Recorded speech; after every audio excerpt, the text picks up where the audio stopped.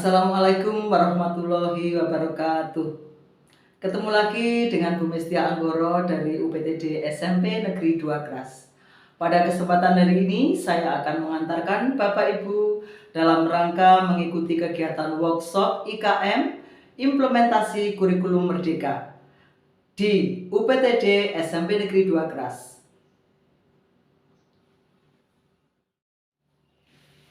Hadir bersama kita pada hari ini Bapak Pengawas yaitu Pak Wandi selaku Pengawas Binaan SMP Negeri 2 Kras.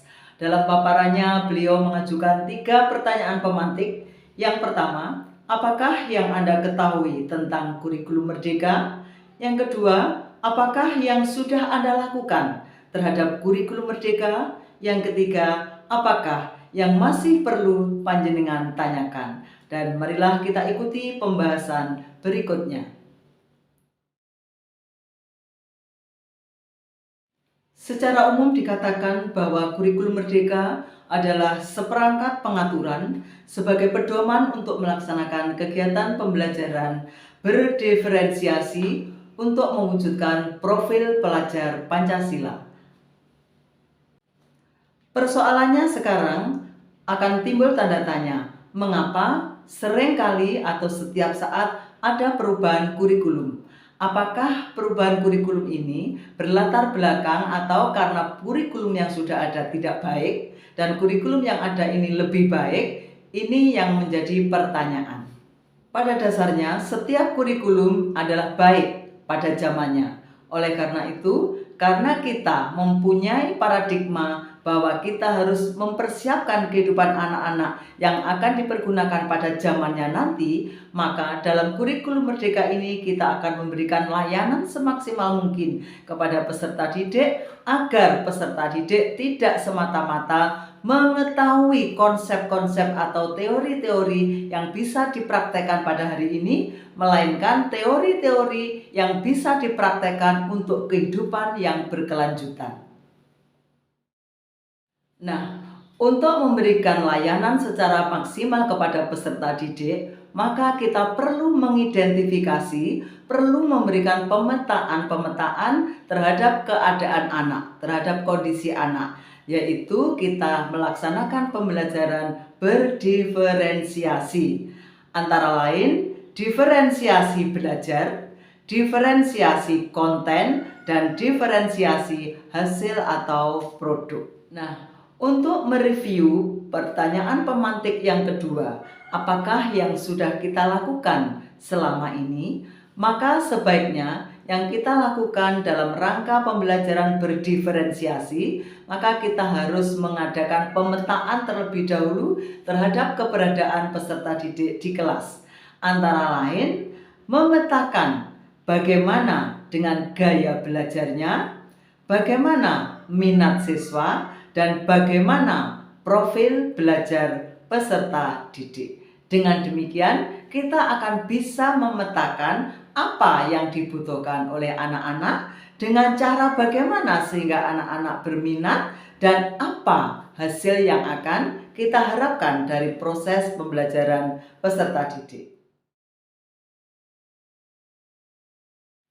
Yang terakhir, setelah kita mengetahui pemetaan keberadaan peserta didik sesuai dengan gaya belajarnya, sesuai dengan minat dan profil belajarnya, lalu apakah yang harus kita lakukan di dalam kegiatan pembelajaran di kelas? Apakah kita harus mengelompokkan anak sesuai dengan gayanya misalnya? Kemudian anak yang bergaya auditorial kita berikan pelajaran yang sifatnya mendengarkan saja. Anak-anak yang bergaya belajar visual kita berikan gambar-gambar saja atau bacaan saja. Kemudian anak yang mempunyai gaya belajar kinestetika kita berikan kesempatan untuk bergerak atau melakukan kegiatan saja.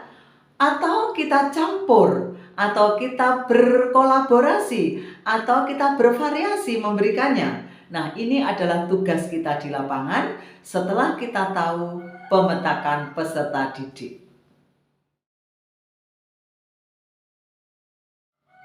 Nah, berdasarkan gaya, minat, dan profil belajar peserta didik beserta kesiapannya, maka kita selaku guru yang ingin mengajak anak-anak belajar secara optimal, berdiferensiasi, dan mewujudkan profil pelajar Pancasila, maka kita harus menentukan apakah konten yang dibutuhkan anak, apakah proses atau bagaimanakah proses belajar yang sesuai dengan keberadaan anak, dan produk yang bagaimanakah yang hendak dicapai oleh peserta didik. Nah, dengan demikian kita akan bisa memilih konten sesuai dengan minat anak, sesuai dengan cara belajar anak, dan sesuai dengan produk yang kita harapkan. Dan tentu saja menyenangkan bagi seluruh peserta didik. Dengan penerapan model pembelajaran yang bervariasi, diharapkan peserta didik dengan gayanya masing-masing akan mendapatkan pelayanan yang memuaskan dari guru. Jadi, anak tidak semata-mata mendengarkan saja, tidak semata-mata melihat saja, dan tidak semata-mata bergerak atau melakukan kegiatan saja, melainkan semuanya terlayani pada porsinya.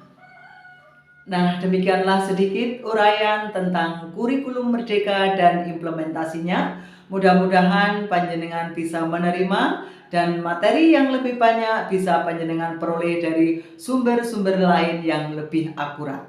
Terima kasih atas perhatiannya. Mohon maaf kalau ada kekurangan. Alhamdulillahirrabbilalamin. Assalamualaikum warahmatullahi wabarakatuh.